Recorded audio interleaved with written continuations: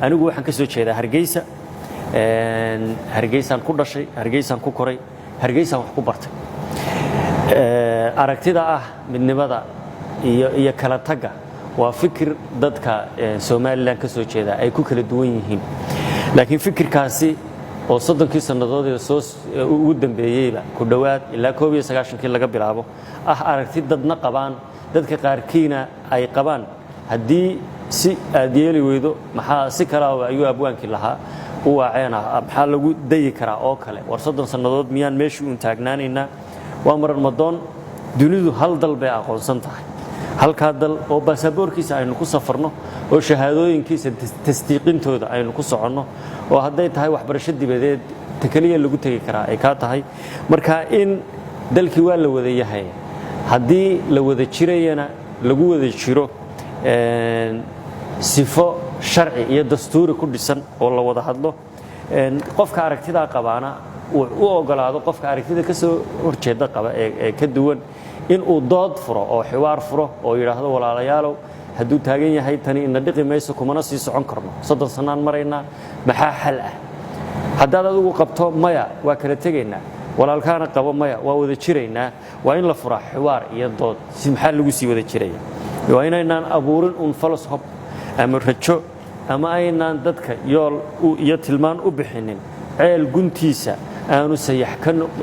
ka muuqanin sidee lagu gaari karaa oo biyo looga soo saari karaa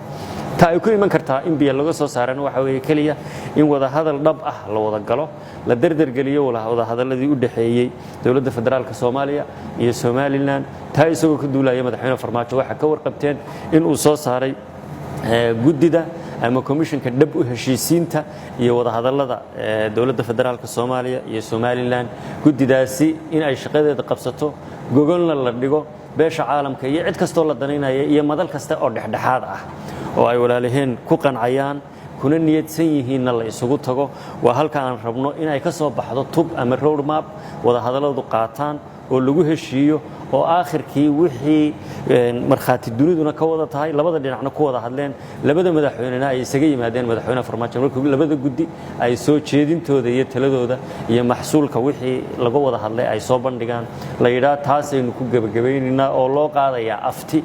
mahaabad ogoshahay iyo midnimo mise waxaad leedahay maya waxaan u baahanahay marka qof waliba ra'yigiisa waa u xor sidaasa uu dhigaya aqliga saliimkii anagu waxaan leenahay walaalayaalow miiska wada hadalada aynu isugu nimaadno yeynaan ummadda iyo daayirta soo koraysa oo iyaguna mustaqbalkooda in ay ka taliyaan xaq u leh maanta shacabweynaha Soomaaliyeed 75% ka yar waa dhalinyaradaasi waxay rabtaa in ay masiirkooda ka taliso